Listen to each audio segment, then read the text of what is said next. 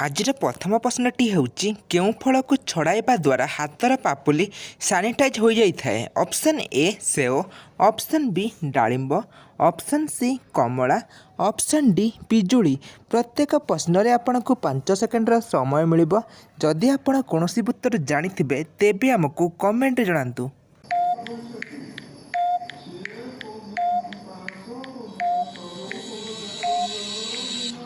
ଆପଣଙ୍କର ସମୟ ସମାପ୍ତ ହୋଇଯାଇଛି। ଚାଲନ୍ତୁ ଦେଖି ନେବା ଏହାର ଉତ୍ତରଟି। ଏହାର ସଠିକ୍ ଉତ୍ତରଟି ହେଉଛି ଅପସନ୍ ସି କମଳା। ଆଜିର ଦ୍ୱିତୀୟ ପ୍ରଶ୍ନଟି ହେଉଛି କେଉଁ ଫଳ ଖାଇବା ଦ୍ୱାରା ମୁହଁର ସୁନ୍ଦରତା ବଢ଼ିଥାଏ। ଅପସନ୍ ଏ ଅଙ୍ଗୁର, ଅପସନ୍ ବି ସେଓ, ଅପସନ୍ ସି ତରଭୁଜ, ଅପସନ୍ ଡି କମଳା।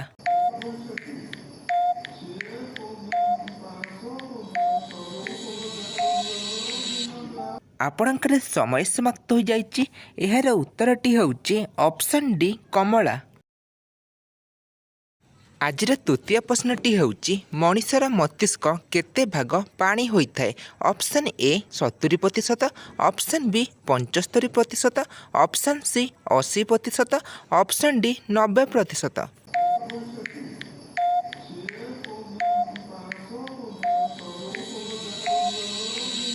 ଆପଣଙ୍କର ସମୟ ସମାପ୍ତ ହୋଇଯାଇଛି। ଏହାର ଉତ୍ତରଟି ହେଉଛି ଅପସନ୍ ଏ 70%। ଆଜିର ଚତୁର୍ଥ ପ୍ରଶ୍ନଟି ହେଉଛି ମଣିଷ ତା'ର ପୁରା ଜୀବନରେ କେତେ ବର୍ଷ ଯାଏଁ ଶୋଇବାରେ ବିତାଇଥାଏ। ଅପସନ୍ ଏ 25 ବର୍ଷ, ଅପସନ୍ ବି 26 ବର୍ଷ, ଅପସନ୍ ସି 27 ବର୍ଷ, ଅପସନ୍ ଡି 28 ବର୍ଷ।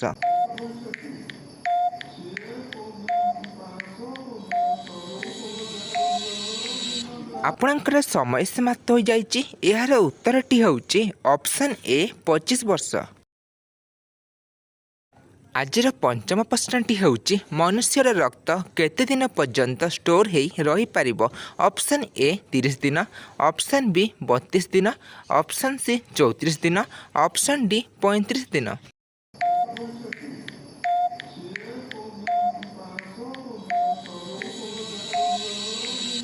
ଆପଣଙ୍କର ସମୟ ସମାପ୍ତ ହୋଇଯାଇଛି। ଏହି ପ୍ରଶ୍ନର ସଠିକ୍ ଉତ୍ତରଟି ହେଉଛି ଅପସନ୍ ବି 32 ଦିନ।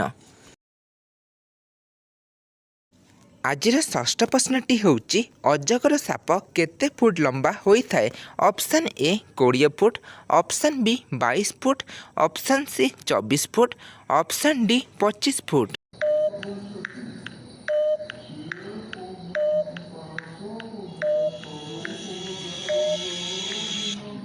ଏହି ପ୍ରଶ୍ନର ଉତ୍ତରଟି ହେଉଛି ଅପସନ୍ ଏ 20 ଫୁଟ। ଆଜିର ଶେଷ ପ୍ରଶ୍ନଟି ହେଉଛି ଚା ସହିତ କ'ଣ ପିଇଲେ ମଣିଷର ମୃତ୍ୟୁ ହୋଇପାରେ।